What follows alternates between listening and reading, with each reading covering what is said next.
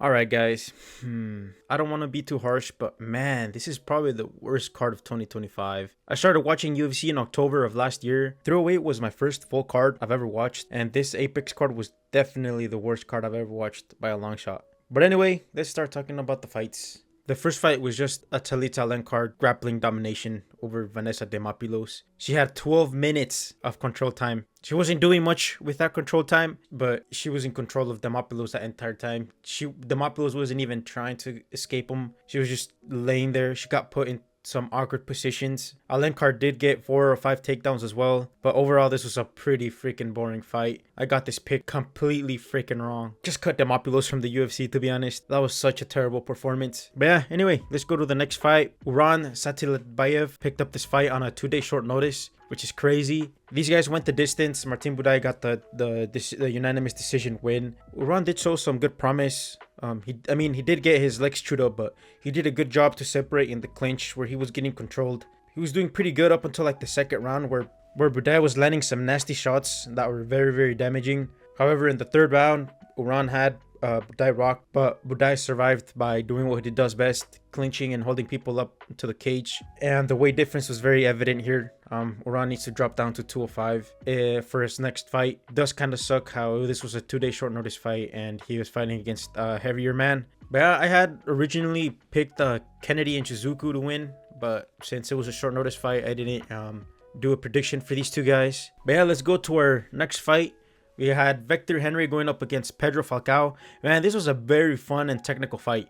Victor Henry had Pedro Falcao hurt in that first round, caught him with the huge right. This was a very good striking and wrestling fight. They did very well to mix it up. However, Pedro Falcao gassed towards the end of that second round, even though that second round was a better by him. But overall, this was a pretty fun fight to watch. Like I said earlier, I got this pick wrong. Put me at 0 for 2.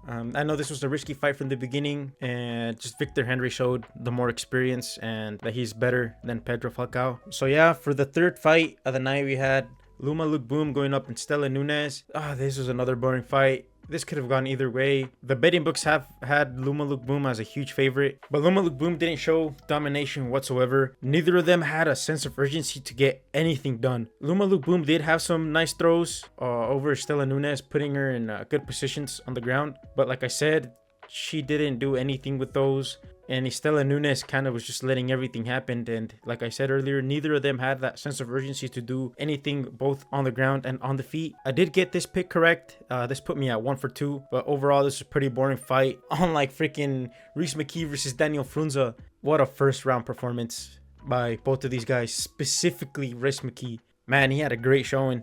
Reese McKee cooked here, bro. He had some nasty jab work, damaged Frunza early. He had some crazy combos, and he has some underrated power, man. But props to Frunza for his durability. He was definitely ready for that second round, even though he was freaking beat up. That was a crazy split lip that he had. But yeah, Daniel Frunza got knocked down 3 times. It was a good doctor stoppage, to be honest. And Reese McKee got the performance of the night, rightfully so. And I got this pick completely wrong. Put me at 1 for 3 for the night. But yeah, for the next fight, we had Diana Velveeta versus Dione Barbosa. This was definitely the best women's fight of the night. I got this pick correct. Put me at 2 for 3. Barbosa looked great on the feet and followed it with a crazy domination on the ground after that a good takedown that led to her choking out Velveeta with an arm triangle and got her the victory and a performance bonus, again rightfully so. And then moving on to the next fight, we had Torres Finney versus Robert Valentin. Man, dude, I don't want to slander too much because that's just gonna frustrate me more, but this was a hella boring fight, dude. Torres Finney he was very one-dimensional here. He was clearly stronger than Valentin. He was getting some crazy takedowns over Robert Valentin, but that's all he was doing. He was not doing anything with those. He was just holding Robert Valentin at the cage on the ground, not looking for any damage whatsoever, not looking for a submission at all. And this was a very frustrating fight for Valentin and for us to watch, to be honest. Robert Valentin definitely needs another chance. He needs to get matched up with someone else that's not Torres Finney, you know. Man, Tony Weeks came in clutch with that 30-27 for Valentin. That was badass. That was funny to watch. But Torres Finney getting booed with no crowd is crazy, you know. I did get this pick correct, but it went the complete opposite way that I thought I was gonna go. But yeah, Torres Finney with a split decision win here. Anyway, going on to our next fight. Adi Osborne going up against Luis Gurul. This was a pretty fun fight. Adi Osborne had the evident speed advantage here. Luis Gurul started out very patient, which led to a great slam takedown. That level change was amazing, but Adi Osborne just came in looking for his victory, and that was a great comeback win for him with the clean strike to KO Luis Gurul. The way Luis Gurul fell was kind of funny too. He kind of like plopped to the ground after that missed kick. But yeah, I got this prediction wrong. This wasn't the UFC debut Luis Gurul was looking for, but he might get another chance. We'll see. So yeah, this put me at 3-4 for my picks. I did freaking horrible tonight. Anyway, moving on. We got Brad Tavares versus Gerald Meerschaert. Tavares got the unanimous decision win. It was a decently fun fight to watch. Tavares had a great first round. He was landing some heavy strikes. Gerald came back in that second round, but it was definitely not enough for Brad Tavares. Brad Tavares freaking stuffed 8 takedowns from Gerald. That's something that I was expecting from Brad Tavares. He looked great in this fight, and he got his unanimous decision win, rightfully so. And this put me at 4-4 for the night. So yeah, anyway, for the next fight we had Contavious Romias versus Lang Chang Ho. I picked Contavious Romias here. It was a very friggin' risky pick. I had a little faith in him, but as soon as I saw that he missed weight by 3.5 pounds, that was very sketchy for me. Dude, Chang Ho came in swinging, bro. He wanted to destroy Contavious Romias, and he definitely did. He mauled Romias with 123 out of 175 strikes, bro. That's crazy. Romias only had 16 for 29. Contavious Romias did show some very fun technical stuff on the ground, but his decision making was so bad. And just Lang Chang Ho was able to dominate Contavious Romias. But yeah, this was a decently fun fight to watch. Definitely way more fun than the other ones.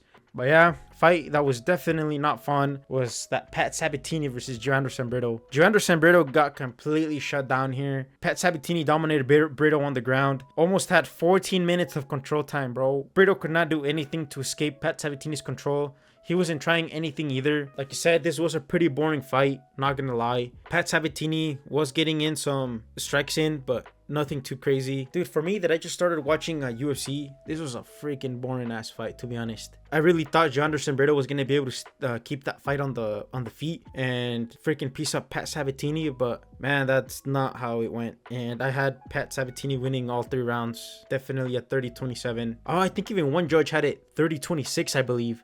I think so. I'm not too sure. I don't remember because I was falling asleep through this fight, to be honest. And then another pretty decently boring fight was our main event of the night in Josh Emmett versus Leron Murphy. Leron Murphy got a unanimous decision win. Like I said, this was a very boring fight. Leron Murphy had a plan and he executed exactly how he wanted to, controlling that distance, controlling the range, controlling the pace. He was not about to stand in the middle of the octagon and stand and bang with Josh Emmett because he would have got slept. Very frustrating fight for Josh Emmett. Murphy had a very tight defense and he had great feet movement. Murphy got sent friggin' flying in that second round though. That was pretty funny to watch. That was probably the highlight of the night, to be honest, or the highlight of this fight at least. And then Murphy landed some good elbows, landing good kicks as well, but this was a pretty boring performance by Leron Murphy, even though that's exactly what he wanted to do, and like I said, he executed that plan perfectly. I had a lot of people saying that Leron Murphy ran away for 25 minutes, and I can see where they're coming from, but like I said, that was Murphy's plan all along. But yeah guys, this is gonna be a short breakdown. I don't really got much to say about these fights. Can't really dissect if nothing much happened.